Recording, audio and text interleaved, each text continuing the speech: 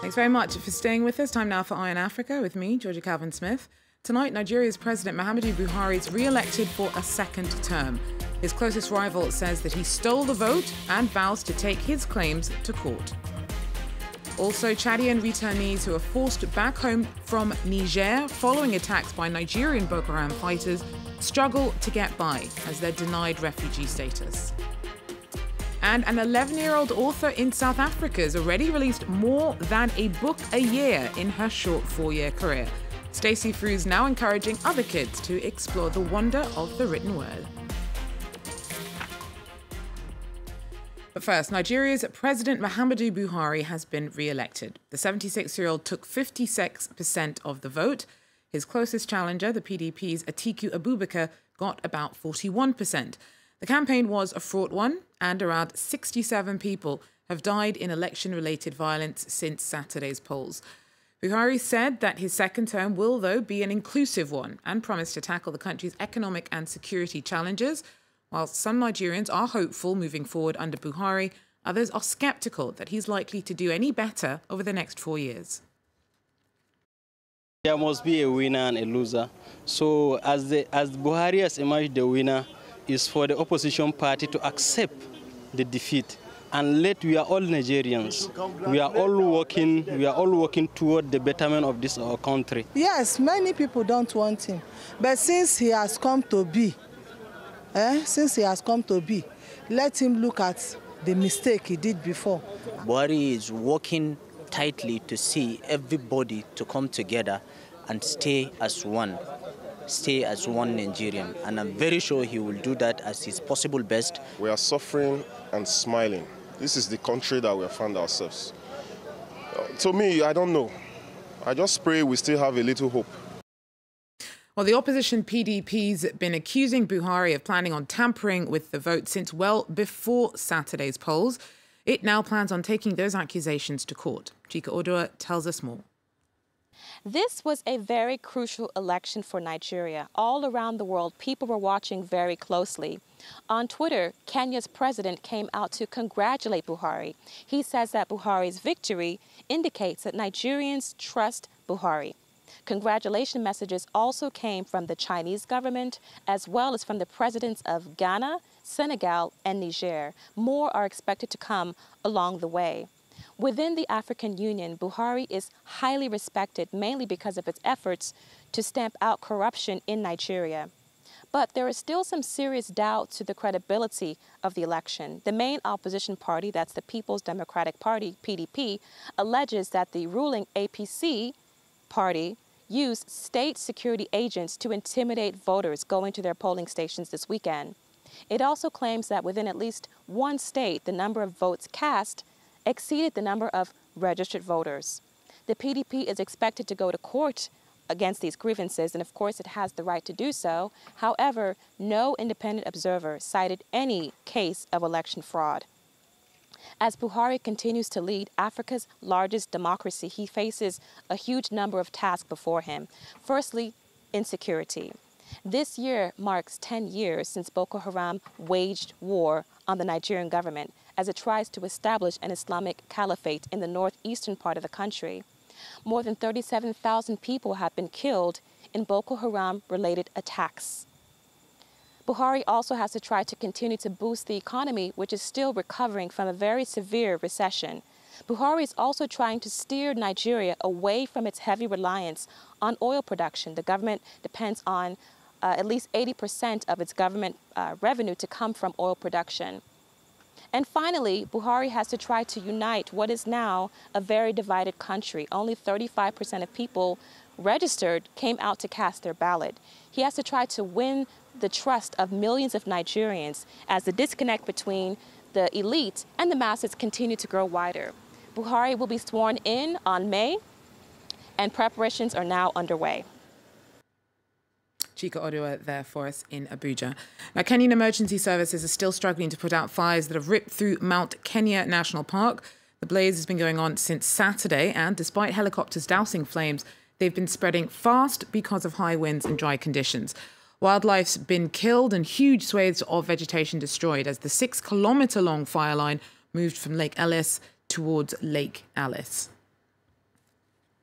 Efforts to address the gender imbalance in Kenyan parliament have hit a hurdle after a vote intended to guarantee women more seats in parliament fell through on Wednesday. The motion fell through after only 174 MPs turned up. The quorum needed for any constitutional amendment is 233. The bill aims to ensure that at least a third of parliamentary seats go to women. It's the fourth time efforts to do so have failed. In the past, female MPs have accused their male colleagues of deliberately blocking those efforts. Now in Cameroon, a top member of the opposition Cameroon Renaissance Movement Party has been arrested. Michelle Ndoki had been in hiding since January when she was shot during protests sparked by CRM party members who say that their leader, Maurice Kamto, won last year's elections. Indira Eteng tells us more.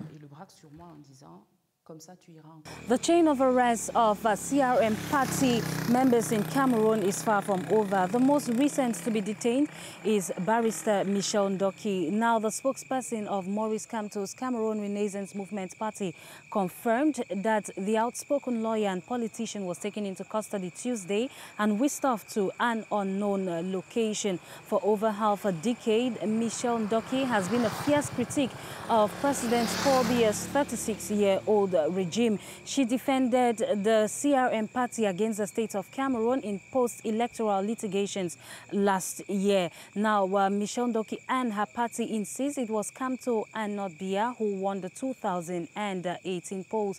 Following nationwide protests in January 2019, over 200 members of the CRM party alongside the leader Maurice Kamto were arrested. Michelle Ndoki was shot and wounded in the thigh. Now, political opponents of President Paul Biya have denounced the arrest of Michelle Ndoki, stating that the regime has continued to crack down on critiques of the regime. Indira Etting there for us. Now, 9 years of attacks by Nigerian Boko Haram insurgents have displaced millions of people from around the Lake Chad basin. The region includes several countries, one of which is Chad. Some who have fled there from Niger have not only lost their homes, but are now struggling to get by as they don't qualify for refugee status and are therefore entitled to less help. Our correspondents report. Alamin Taher Ahmad is 40 years old. He's Chadian but spent all his life in Niger. Because of Boko Haram attacks in Niger, he came to Chad 2 years ago, but it doesn't feel like home. We have not been here in Chad for long. We grew up in Niger. We don't know anyone here. We only know this camp where the Chadian government has told us to go. Other returnees show their Niger documents. They seek refugee status, but the Chadian authorities refuse. Because they don't have the status, they don't receive much international help. The World Food Programme and the IRC NGO are here, but no one else. 4,680 people live in this camp in very poor sanitary conditions. We envy the women who live in the nearby camp, where they have a health centre next door and their children can go to school. They also receive help from all the NGOs that work in the camp. We really envy them. They dream of returning to Niger where they grew up, but the area is still not safe. In all, 20,000 Chadian returnees are facing the same fate. And South African Stacey Freese, just 11 years old, but will already have her 5th book published this year. She only started writing when she was 7 and has been using the platform provided by her prolific career to promote literacy amongst kids in the country. Nicola Chemin has more. Most people go through life without ever writing a single book. Stacey Freese is only 11 and she's already written 5 of them. She was born and lives in Johannesburg, but her family comes from the English-speaking region of Cameroon. I think I decided to be an author because I was inspired by the kind of books I was reading, and I also wanted to kind of make my own children's book for children because I thought that the books I was reading were also made by kids my age. And I thought that, okay, I want to be like one of them and I want to write my own book. So I did. She wrote her first book called Smelly Cats when she was 7 without her parents knowing.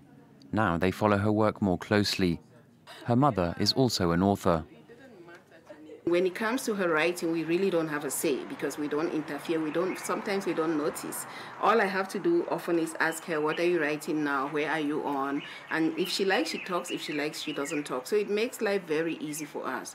The South African Department of Basic Education said her book Smelly Cats was suitable for young learners from early childhood through to primary school, and she has won many awards. With me being a child author, child star, I think I find it very fun and nice because I have a lot of attention to myself, but also sometimes I don't really like the attention because it just gets so overwhelming at times. Stacey wants to share her passion for books. She's an ambassador for Save the Children and helps the charity promote literacy across South Africa. Well, you've given me a bit of an inferiority complex there, Stacey. Well, that is it, though, for Eye on Africa. Thanks for joining us. Do so again if you can. Take care.